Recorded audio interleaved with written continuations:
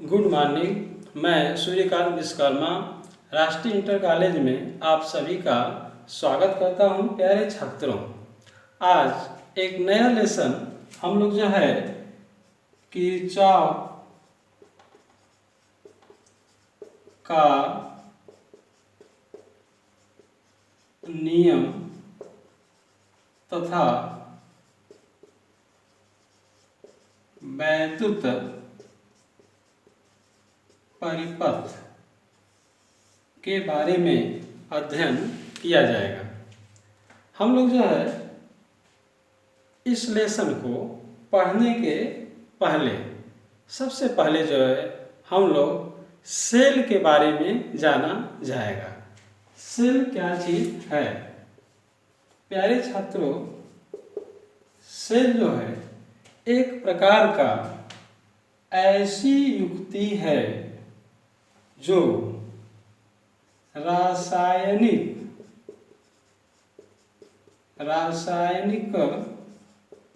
ऊर्जा को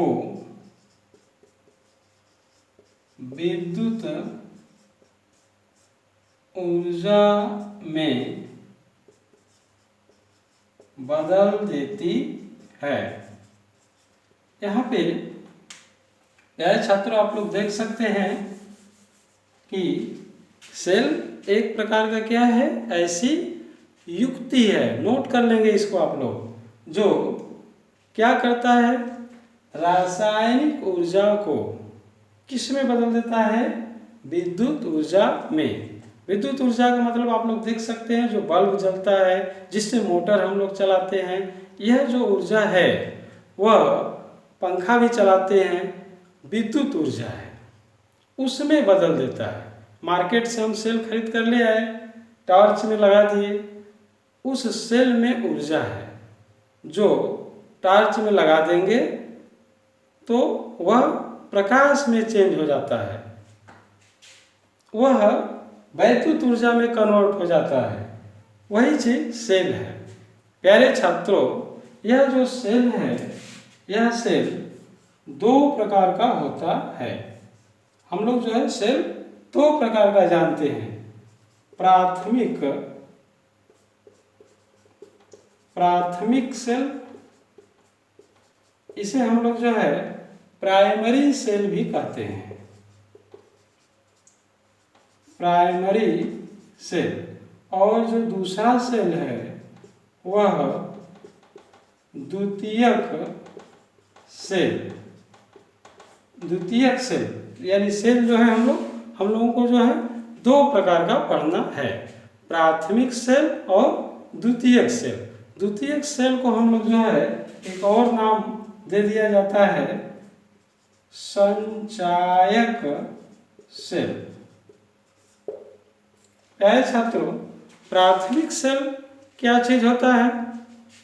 प्राथमिक सेल वह सेल है, एक प्रकार का वह सेल है जो एक बार प्रयोग करने के बाद उसका दोबारा प्रयोग नहीं कर पाते हैं। हम लोग जो है मार्केट से सेल खरीद कर ले आए, रेडियो का या टॉर्च का या खरीद कर ले आए, उसका यूज किए और उसके बाद जब वह सेल खत्म हो गया, डिस्चार्ज हो गया, तो उसका प्रयोग नहीं कर पाते हैं। इस प्रकार के सेल को हम लोग जो है प्राथमिक सेल कहते हैं। जैसे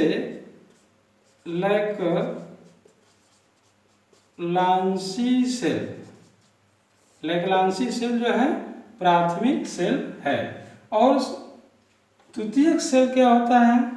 द्वितीयक सेल जिसका प्रयोग हम लोग बार बार करते हैं। जैसे पहले इस सेल को हम लोग विद्युत ऊर्जा को संचित करते हैं किसी बैटरी में और फिर उसका प्रयोग करते हैं। जब वो समाप्त हो जाता है तो फिर उसको जो है चार्ज में लगा देंगे, फिर उसमें ऊर्जा संचित हो जाएगा। यानी उस सेल का प्रयोग क्या किया हमने? बार बार किया।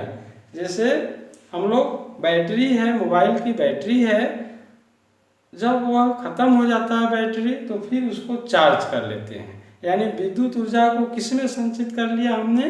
रासायनिक ऊर्जा में। इस प्रकार के सेल को द्वितीयक सेल कहलाएगा। सीसा संचायक सेल जो है, सीसा संचायक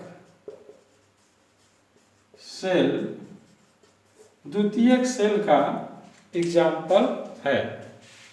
हम लोग प्यारे छात्रों, सेल के बारे में जाना गया और सेल दो प्रकार का है उसके बारे में हम लोग समझ लिया गया। ठीक इसी क्रम में इसी को आगे बढ़ाते हुए सेल के ही बारे में हम लोग जो है सेल का विद्युत वाहक बल, सेल के विद्युत वाहक बल के बारे में अध्ययन करेंगे। सेल का विद्युत वाहक बल, इसे हम लोग जो है इलेक्ट्रोमोटिव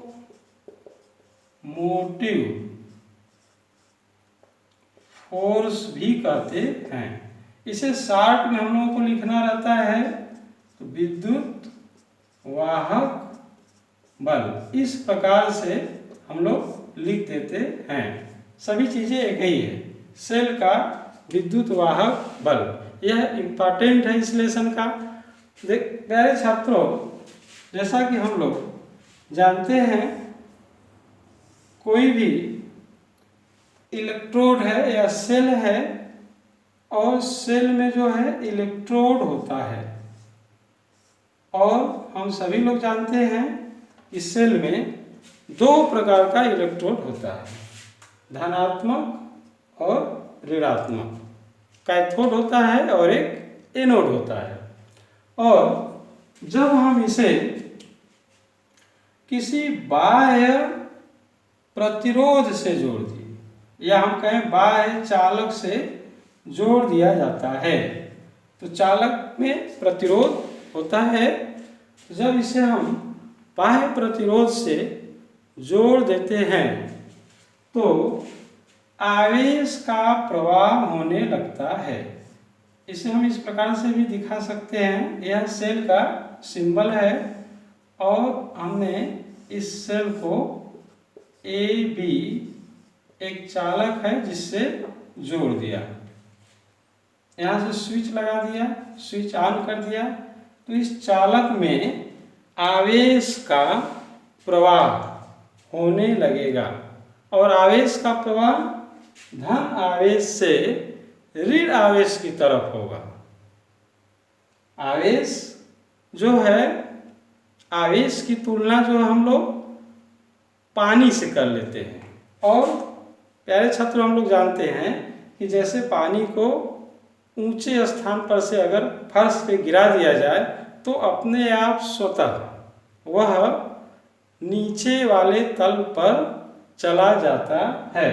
ठीक उसी प्रकार से जब हम लोग किसी चालक को, ये भी एक चालक है, जब किसी सेल से जोड़ देते हैं, यहाँ पे सेल है, सेल से जोड़ देते हैं तो सेल का जो प्लस सिरा जिससे जुड़ा होता है उसका विभव उच्च होता है, यह उच्च विभव है। और जो माइनस होता है उसका, जिस सिरे से जुड़ा है उसका विभव निम्न होता है, कम विभव होता है। और आवेश का प्रवाह, धन आवेश का प्रवाह उच्च विभव से निम्न विभव की तरफ अपने आप चलने लगता है। प्यारे छात्रों, जिस प्रकार से यहाँ पे अगर हम लोग देख सकते हैं कि यह एक परिपथ है, इसमें एक नली है और इस नली में यहाँ से पानी को अगर हम लोग डाल दें तो यह पानी यहाँ से ऐसे आएगा, स्वतः आएगा। और यहाँ से हम अगर इसका पॉइंट का नाम ले लें ए, यहाँ पे बी और यहाँ पे अगर ले लें सी, तो यह स्वतः यहाँ से होते हुए यहाँ तक आएगा। और यह वाटर जो है ए से आएगा बी तक स्वतः आएगा, बी से सी तक आ जाएगा, सी से डी तक आ जाएगा और डी से ए तक स्वतः नहीं आएगा।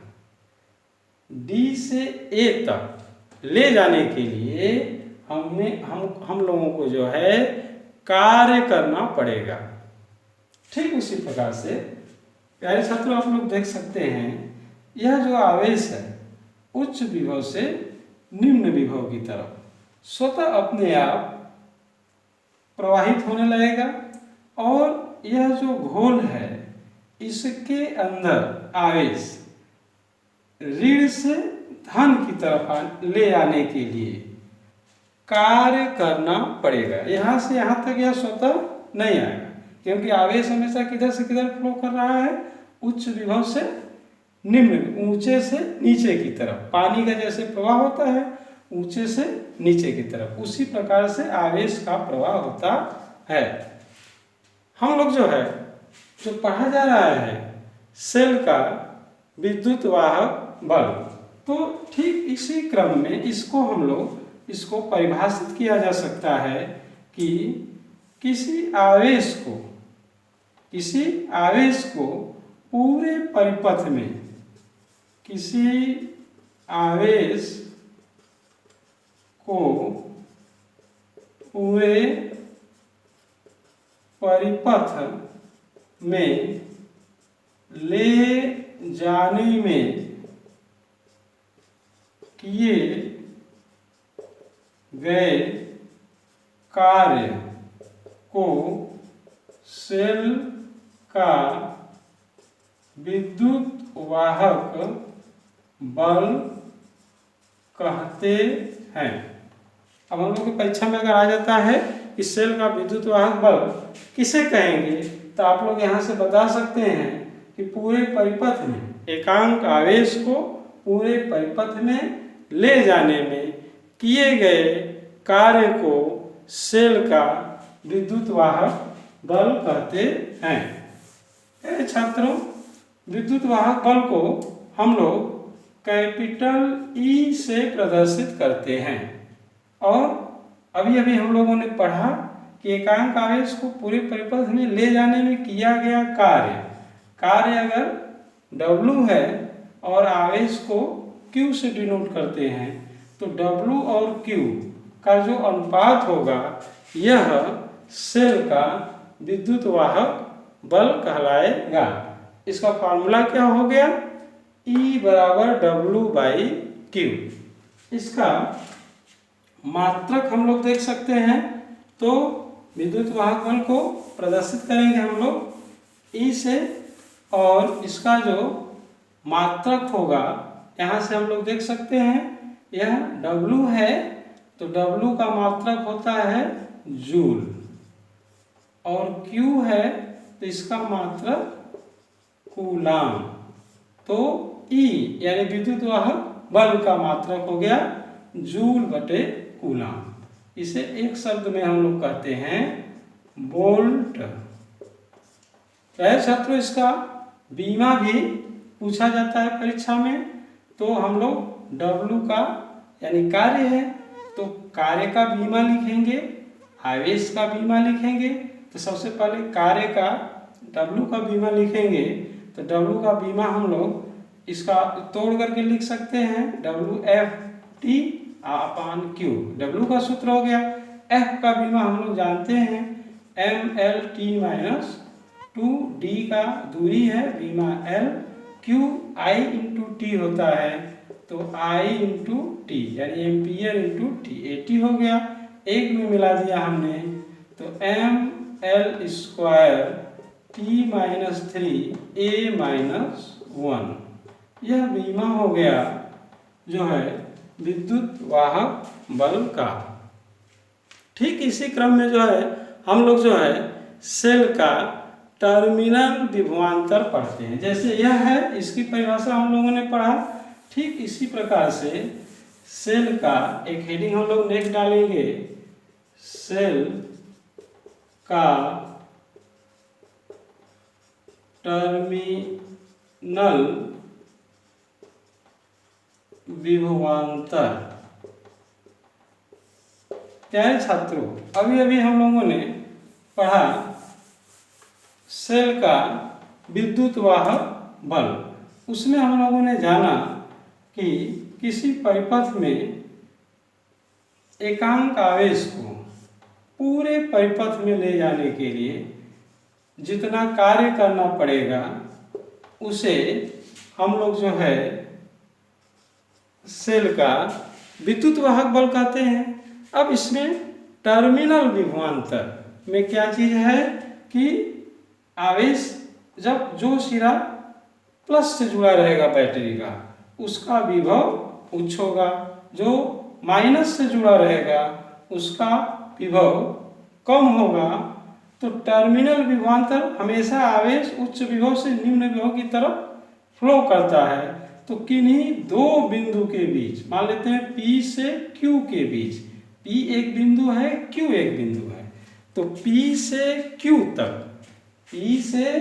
Q तक एकांक आवेश को ले जाने में, पूरे परिपथ में नहीं यहाँ पे है, सिर्फ दो बिंदु तक ले जाने में जितना कार्य करना पड़ेगा उसे हम लोग जो है टर्मिनल विभवांतर कहते हैं।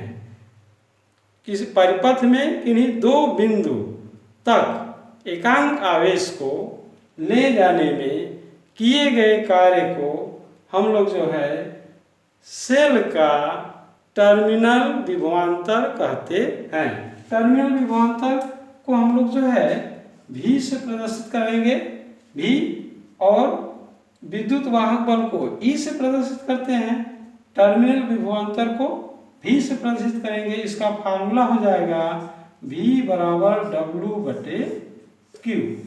सेम इसका भी मात्रक हो जाएगा टर्मिनल विभवांतर V का जो है मात्रक उसी क्रम में हो जाएगा वोल्ट या जूल प्रति कूलम।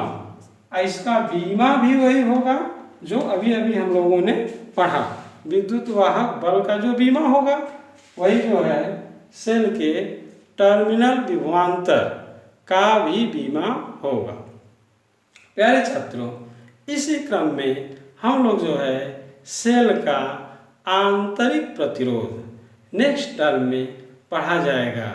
धन्यवाद।